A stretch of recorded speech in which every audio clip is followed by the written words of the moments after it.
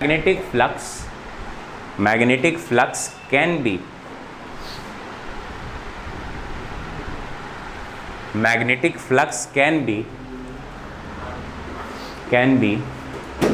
changed by changing magnetic field। देखिए flux को हम लोग फाई से लिखते हैं, phi is called magnetic flux, ठीक है। मैग्नेटिक फ्लक्स का मतलब मैग्नेटिक फील्ड लाइंस, जो लाइंस होती है ना मैग्नेट से निकलने वाली, आपने बनाया था नॉर्थ से निकलती है साउथ पे टर्मिनेट होती है, उन्हीं लाइंस को मैग्नेटिक फ्लक्स कहते हैं जब वो किसी एरिया से क्रॉस करती है। तो फाई है फ्लक्स। इस फ्लक्स का तुम लोग फॉर्मूला याद रखना, बी ए कॉस थीटा, ये फॉर्मूला होता है, phi is equal to B A cos theta. तो फाई मैग्नेटिक फ्लक्स है, बी क्या है, magnetic field, A for area और थीटा फॉर ओरिएंटेशन या एंगल। इसीलिए मैंने बोला कि अगर आप चेंज करना चाहते हैं फ्लक्स को, क्योंकि आपको पता है ईएमएफ का फॉर्मूला है minus d phi by d t, यही फैराडे ने बोला था। तो अगर आप ईएमएफ इंड्यूस करना चाहते हो तो आपको फ्लक्स को चेंज करना है, और फ्लक्स चेंज करने के लिए बार बार उस मैग्नेट को लेके आना पड़ रहा था, पास में कभी दूर कभी पास कभी दूर। अब हम ऐसा तो कर नहीं सकते, इसलिए पूछा गया कि क्या कोई और तरीका है जिससे फ्लक्स को चेंज कर सकते हैं। तो यस, हम फ्लक्स को चेंज करने के लिए या तो बी को चेंज कर दो, या ए चेंज कर दो, नहीं तो थीटा चेंज कर दो, क्योंकि इन तीनों पे डिपेंड करता है फ्लक्स। अगर इन तीनों में से कुछ भी चेंज हुआ तो फ्लक्स चेंज होगा। Clear, done, okay. तो phi B A cos theta, तो मैंने अभी लिखा है कि मैं मैग्नेटिक फील्ड को वेरी कर रहा हूँ। तो बताइए ईएमएफ का फॉर्मूला है minus d phi by d t, जरा इसको पुट करते हैं, minus d by d t, और फाई की जगह लिख देता हूँ मैं बी ए कॉस, कॉन्स्टेंट चीज़ें बाहर निकाल लो। तो जैसा कि कांस्टेंट मैंने बोला कि इसमें आपने b को वेरी कर रहे हो तो बाकी कांस्टेंट हो गया, निकाल दो। तो माइनस ए कॉस थीटा बाहर आ गया, बच क्या गया, डी बी बाय। तो ये ईएमएफ आपको मिलेगा, वोल्टेज मिलेगा अगर आप मैग्नेटिक फील्ड को वेरी करते हो, ठीक है। मतलब आपको वोल्टेज जरूर मिलेगा, और वो कितना मिलेगा, तो वो इतना मिलेगा। हम अभी ये कर रहे हैं कि हम तीनों मेथड्स को देखेंगे करके, किस मेथड में सबसे ज़्यादा वोल्टेज मिलेगा, जिससे सबसे ज़्यादा वोल्टेज मिलेगा हम उसी मैकेनिज्म का इस्तेमाल करके मशीन बनाएंगे। आज चलता है मोटर जनरेटर, आप लोग देखते हैं इस्तेमाल होते हैं मोटर जनरेटर, ये वेरी करता है तीसरे मेथड पे। तीसरा क्या था, बाय चेंजिंग ओरिएंटेशन या एंगल।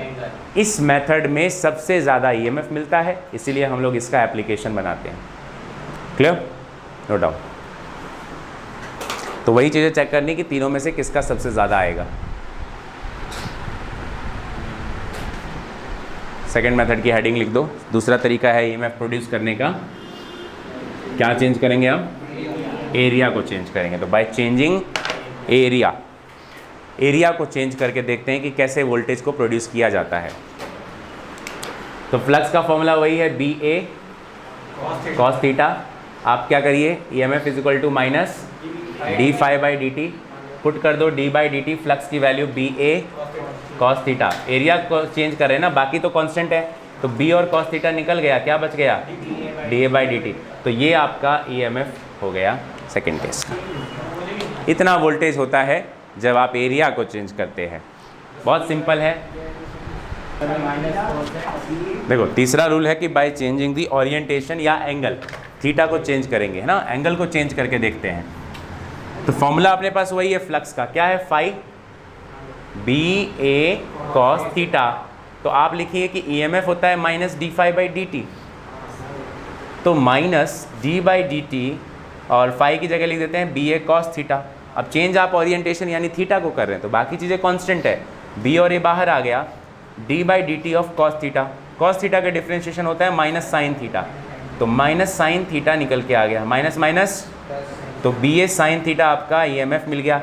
अगर मान लीजिए n नंबर ऑफ टर्न्स होते हैं, if n number of turns are present, अगर मान लीजिए n number of turns present होते हैं तो आपका ईएमएफ उतने से मल्टीप्लाई हो जाएगा, और आंसर क्या मिलेगा, एन बी ए साइन थीटा। ठीक है, एन बी ए साइन थीटा आपका नेट ईएमएफ होगा, और यही वोल्टेज हम लोग जनरेटर में इस्तेमाल करते हैं। बिना, वो टॉर्क था फॉर्मूला, हाँ, जैसे उसमें भी नंबर ऑफ टर्न से मल्टीप्लाई किया था ना, ये ईएमएफ एक वैल्यू का है, एक टर्न का, अगर n नंबर ऑफ टर्न्स बार लपेटा गया है, जैसे मोटर में कई बार लपेटा जाता है वायर्स को, तो n से मल्टीप्लाई कर दो। उसमें करंट था आई टाइम, यहाँ करंट की वैल्यू नहीं है। लेकिन एक चीज़ देखो, मैंने कहा था कि सबसे ज़्यादा बड़ी वैल्यू जिसकी आएगी हम लोग वही मेथड चुनेंगे। आपने देखा कि जितने भी अभी तक हमने निकाले हैं, पहला था मैं उसमें dB/dt था, दूसरा देखा हमने dA/dt था। आप जानते हैं डिफ्रेंशिएशन बड़ी वैल्यू को छोटा करता है, यानी वो टोटल EMF को भी छोटा कर देगा। लेकिन इसमें क्या कोई डिफ्रेंशिएशन का टर्म है? यानी ये वैल्यू को छोटा नहीं करेगा, ये बढ़ाएगा। n से मल्टीप्लाई मतलब n नंबर ऑफ टाइम्स हो जाएगा। इसीलिए हम लोग इसका इस्तेमाल करते हैं, जनरेटर बनाते हैं इसी मेथड से। जनरेटर के अंदर EMF जो इंड्यूस होता है, वोल्टेज जो मिलता है, उसका फॉर्मूला यही है NBA sin थीटा। ठीक है बच्चों,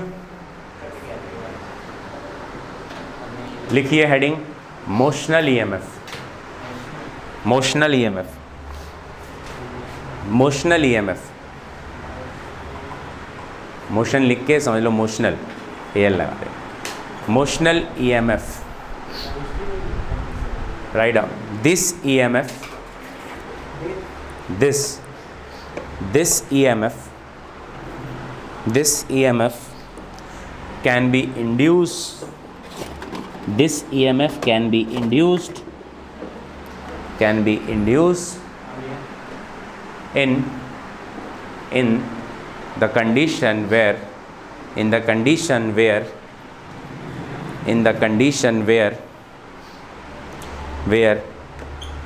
area of cross section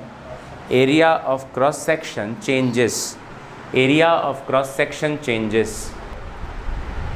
तो यहाँ पर PQRS एक रेक्टेंगुलर आर्म है, जिसमें RS जो है वो मूवेबल है, मतलब मूव कर सकता है, तुम उसको वेरी कर सकते हो, बढ़ा घटा सकते हो।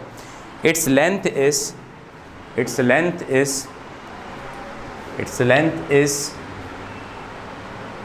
L, small l, and the breadth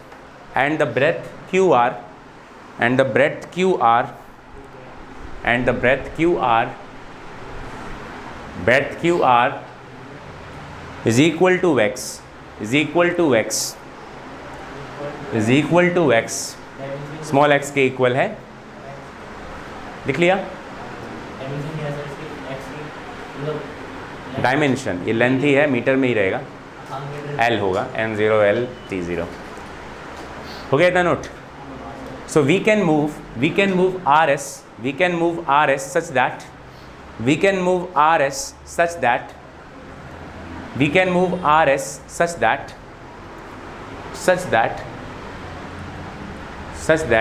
the breadth will change,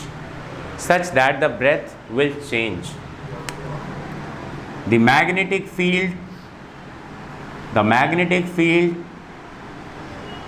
is inside the plane, magnetic field is inside the plane, plane के इनसाइड है, परपेंडिकुलरली अंदर है। मैग्नेटिक फ्लक्स डेफिनेटली चेंज होगा अगर ब्रेथ चेंज होगा तो। सो एक बार जरा डायग्राम बनाओ इतना करने के बाद।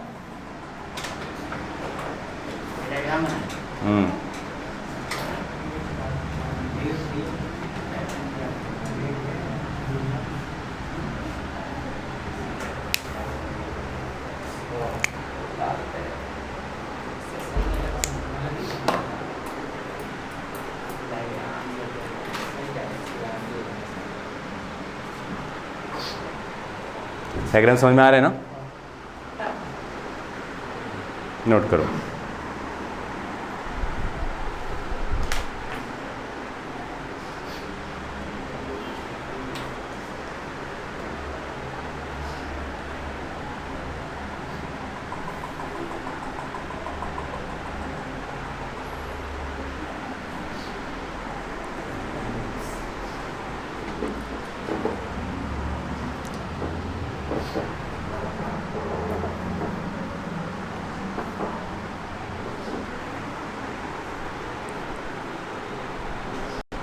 चलो तो आगे बढ़ते हैं। देखिए तो अभी हमें इसका वोल्टेज निकालना है कि आखिर ये वोल्टेज कितना इंड्यूस करता है, ठीक है, कितना वोल्टेज इसमें आएगा। अब सीधी सी बात ये हो रही है यहाँ पे, हमने ये पढ़ा कि जब भी हम मैग्नेटिक फ्लक्स को चेंज करते हैं तो ईएमएफ अपने आप आएगा, वोल्टेज इंड्यूस हो जाएगा, वोल्टेज पैदा हो जाएगा, और अगर सर्किट क्लोज है तो आपको करंट भी मिलेगा, ऐसा हमने पढ़ा है। तो देखो हमने एक ऐसा अरेंजमेंट किया है कि एक तार ले लो, सीधा तार है, उस तार को ऐसे मोड़ दो इस तरीके से, सी शेप का सी बना लो। अब उसके ऊपर एक तार दूसरा ऐसे करके बांध दो, समझे कैसे किया? यूँ घुमाया, ऐसे घुमाया, फिर यूँ किया, ऐसे किया। अब ये मूव कर सकता है इसके ऊपर, ऐसे आप मूव कर सकते हो तुम ये। अभी इसका जो ये लेंथ है एस आर, ये पी क्यू के बराबर है, हमने इसको एल मान लिया, और इसकी जो ब्रेथ है क्यू आर वो एक्स के इक्वल है, ठीक है। अब आप जब Q R S R and को ऐसे मूव करके आगे की तरफ लाएंगे वी वेलोसिटी से, तो किसी टाइम पे डॉटेड जो मैंने बनाया यहाँ पहुँच जाएगा। मतलब देखो ब्रेथ थोड़ा कम हो गया ना, पहले एक्स था वो इतना बचा, खाली एरिया चेंज हो रहा है कि नहीं? पहले ये सारा एरिया कवर था, लेकिन अब एरिया सिर्फ इतना बचा, देख रहे हो, सिर्फ इतना एरिया बचा। एरिया चेंज हो रहा है, एरिया चेंज होने को ही मोशनल ईएमएफ कहते हैं। एरिया चेंज होने की वजह से जो मैग्नेटिक फील्ड आएगा, हम लोग यहाँ पे ईएमएफ निकालेंगे। क्लियर है? समझ में आया क्या करने जा रहा हूँ मैं? मैंने यहाँ देखा कि मैं जब इसको मूव करता हूँ तो area of cross section change हो रहा है। पहले इतना एरिया मिक्स था, अब सिर्फ इतना एरिया लिंक है मैग्नेटिक फील्ड के साथ। रही बात मैग्नेटिक फील्ड की, तो मैंने ये समझा रखा है कि जब एरो तुम बनाते हो तो एरो का जो क्रॉस होता है पिछला हिस्सा और डॉट होता है आगे का हिस्सा। इससे हमें ये पता चलता है इस एरो से कि जब डॉट तुम्हें दिखे तो समझ जाओ नॉर्थ पोल है, क्रॉस पिछला हिस्सा दिख रहा है तो साउथ है। तुम मान लो तुम तीर चलाते हो, कभी अगर ऐसे चला के देखोगे, तुमने तीर चलाई तो तुमको तीर का पिछला हिस्सा दिखेगा कि नहीं? पिछला मतलब क्रॉस दिखेगा। अगर क्रॉस दिख रहा है तो समझ जाओ तुमने तीर चलाया है, तुम्हें पिछला दिख रहा है, मतलब मैग्नेटिक फील्ड अंदर जा रहा है, तीर अंदर जा रहा है। और अगर तुम्हें डॉट दिख रहा है, इसका मतलब तीर तुम्हारी तरफ आ रहा है, तो तुमको आगे का डॉट दिख रहा है, मतलब मैग्नेटिक फील्ड बाहर की तरफ है अगर मैं डॉट बनाता हूँ तो। Is it clear? चलिए, तो अभी मैं मैग्नेटिक फील्ड को मैंने चेंज किया एरिया को, जिसकी वजह से यहाँ पे ईएमएफ इंड्यूस होगा। मैं लिखता हूँ यहाँ ईएमएफ का फॉर्मूला क्या था? फॉर्मूला फैराडे का बताओ। E is equal to minus d phi by d t, ये फॉर्मूला आया था ईएमएफ का। फाई का फॉर्मूला पुट करो, minus d by d t, B A cos theta होता है, बी ए कॉस थीटा मैंने पुट कर दिया कि ये आ गया फ्लक्स का फॉर्मूला। रही बात थीटा की, तो theta is the angle between magnetic field and area vector. जरा चेक करो, मैग्नेटिक फील्ड अंदर है और एरिया वेक्टर हमने चैप्टर 1 इलेक्ट्रोस्टैटिक में पढ़ा है, हमेशा आउटवर्ड नॉर्मल होता है। मतलब कॉपी देना प्रेम, नोटबुक देखो, जैसे ये मेरा प्लेन है अभी, दिस इज द प्लेन, तो इसका जो एरिया वेक्टर होगा आउटवर्ड होगा, नॉर्मल 90 डिग्री आउटवर्ड। अभी मैंने प्लेन ऐसे रखा है तो देखो, तो इधर जा रहे हैं ना, मैं इधर से देख रहा हूँ तो मेरे लिए आउटवर्ड उधर वाला हिस्सा हुआ, इधर वाला हिस्सा हुआ, तो ये अंदर की तरफ है और मैग्नेटिक फील्ड भी अंदर की तरफ है। कितना एंगल बनाएगा दोनों? अजीत समझ आ रहा है? 0 डिग्री बनाएगा। तो मैग्नेटिक फील्ड और एरिया दोनों कितना एंगल बना रहा है? 0। तो लिख देता हूँ minus d by d t B A cos 0। Magnetic field भी अंदर, एरिया वेक्टर भी अंदर, एंगल 0, कॉस 0 1 होता है। So this is B A, this is the E M F minus d B A by d t. ठीक है इतना? चलिए अब आगे बढ़ते हैं। जरा एरिया की वैल्यू जरा पुट करो। यहाँ पे बताना एरिया कितना है, रेक्टेंगल का एरिया है ना, एरिया तो लेंथ इंटू ब्रेथ होता है। आज क्योंकि बी कांस्टेंट है मैं बी को बाहर निकाल लेता हूँ, एरिया हो गया L into x, length L है ब्रेथ एक्स है, एल इंटू एक्स कर दिया। अब क्या चीज़ चेंज हो रहा है इसमें, जब तुम इसको ऐसे ले जा रहे थे तो एक्स वेरी कर रहा है, लेंथ कांस्टेंट है, ये वैल्यू नहीं बदलने वाली है, ये तो उतनी ही है, लेकिन चेंज देखो एक्स पहले इतना था, अब डिक्रीज होकर इतना हो गया। एल को बाहर निकाल लो, क्या बच गया? डी एक्स बाय, समझ में आ रहा है इतना? अच्छा, D x by d T displacement upon time, ये तो वेलोसिटी होती है। तो मैं यहाँ करने जा रहा हूँ कि ई एम एफ की जो वैल्यू आएगी दैट इज़ माइनस को हटा के लिख देता हूँ बी एल और D x by d T की जगह वेलोसिटी। ऐसा क्यों हुआ? तो मैंने किया क्या कि minus D x by d T मतलब कि डिस्प्लेसमेंट अपॉन टाइम, नेगेटिव ये बता रहा है कि डिक्रीज कर रहा है, तो ये वेलोसिटी के इक्वल है, v के इक्वल है। डिस्प्लेसमेंट अपॉन टाइम क्या होता है? वेलोसिटी का फॉर्मूला है ना, तो D x upon D T क्या मिलेगा? वेलोसिटी मिलेगा। तो वेलोसिटी पुट कर दे। तो what is the E M F? B L V, this is called motional E M F. इसे हमें प्रूव करना था, ये वैल्यू निकालनी थी कि मोशनल ई एम एफ आखिर होती कितनी है, तो ये होता है बी एल वी के इक्वल।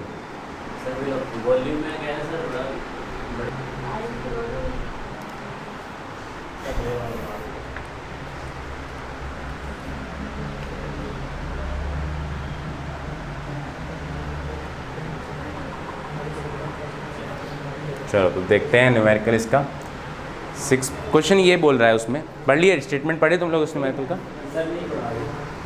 जल्दी से एक बार देखो एग्जाम्पल नंबर 6.6।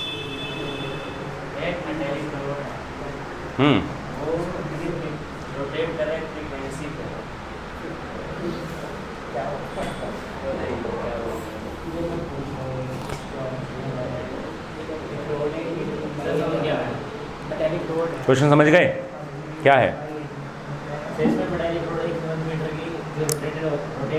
देखो मैं एक मिनट मैं समझाता हूँ, तुम लोगों ने तो पढ़ लिया ना। देखो रिम साइकिल का देखा है तुमने, साइकिल का जो रिम जिस पे टायर लपेटा हुआ होता है, हाँ नहीं उठाए, नहीं आए अभी तक, एक से अभी आ रहा हूँ।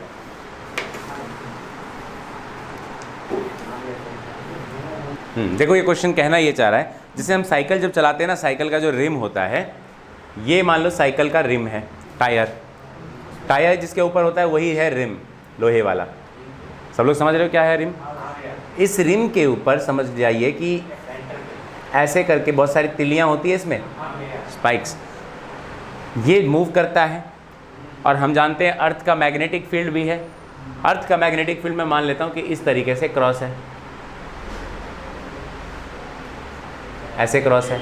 तो जब ये मूव करेगा तो इस टायर के अंदर अपने आप ही वोल्टेज इंड्यूस हो जाएगा, साइकिल के टायर में करंट दौड़ेगा अपने आप ही, और दौड़ता है, but it is very less. हम लोग इसको मेजर नहीं कर पाते, it is very less. Why? Because the magnetic field of earth is very less. Magnetic field earth का उतना स्ट्रॉन्ग नहीं है कि उसमें इतना ज़्यादा करंट इंड्यूस कर सके, लेकिन अगर होता तो हमारे टायर में भी करंट होता और उसको मूव करना बहुत मुश्किल होता, साइकिल को चला नहीं पाते अगर इतना ज़्यादा करंट उसमें मूव होता। तो समझ में आ रही बात? लेकिन यहाँ पर यही केस को ना इसने थोड़ा सा प्रैक्टिकली ये कर दिया कि एक रिम है अपने पास, मैं इस क्वेश्चन की डिटेल बता रहा हूँ। एक रिम है, उस रिम पर एक रॉड रखा गया, ये रॉड है, इस रॉड की लेंथ उतनी ही है जितना इसका रेडियस है। मैं इसको L लिख देता हूँ, जितना उसने 1 दिया है वो वैल्यू है। मैं डेरिवेशन के तौर पे इसको कर रहा हूँ कि डेरिवेशन में डायरेक्ट वैल्यू पुट करके इसका आंसर निकाल लेंगे, ठीक है। तो मान लीजिए कि लेंथ उतना ही है जितना कि इसका रेडियस है। अब इसको घुमाया गया, इस रॉड को ऐसे है, यूँ घुमाया गया इसको। अब घुमा रहे हो तो चेंज करेगा, धीरे धीरे धीरे धीरे सब कुछ चेंज होगा, चेंज होगा। हमने पढ़ा है कि चेंज करने से, मैग्नेटिक फ्लक्स चेंज करने से क्या होता है? ईएमएफ इंड्यूस होता है, यानी रॉड के अंदर ईएमएफ इंड्यूस हो जाएगा। उसी ईएमएफ को हमें निकालना है कि आखिर कितना होगा। Clear question? डायग्राम बनाइए, डायग्राम बनाइए।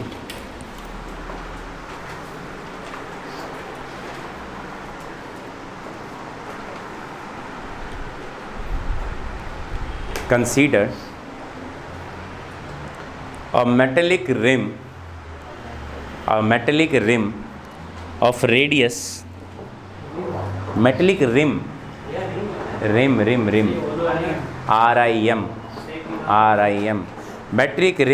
metallic rim has radius L। हाँ कौन? टायर नहीं देखे हो साइकिल का? साइकिल से ही तो आते हो। चलो अभी दिखाऊंगा, साइकिल से आए हो ना, अभी रिम दिखाता हूँ। साइकिल से भी आया सब ये लोग टांग खींचते हैं प्रतीक है।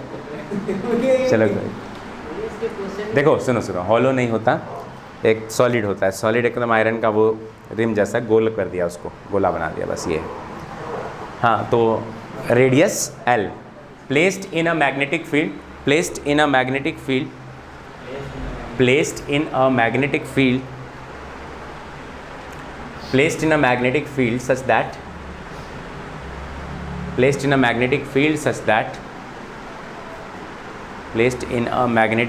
such that if flux will change,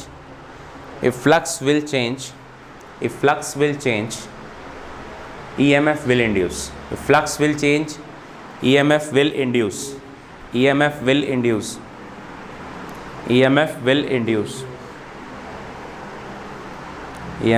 induce. Done? Okay. Now a rod of length, हाँ कंटिन्यू करो। A rod of length equal to radius of rim.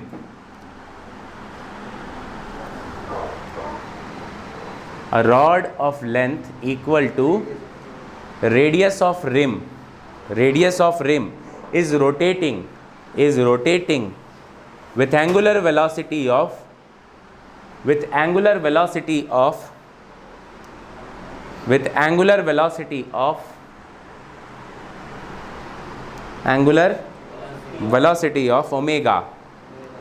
omega is the angular velocity.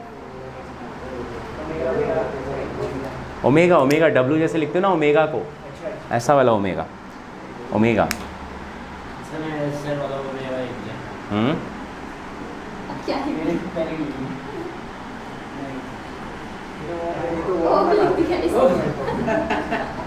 क्या लिख दिया?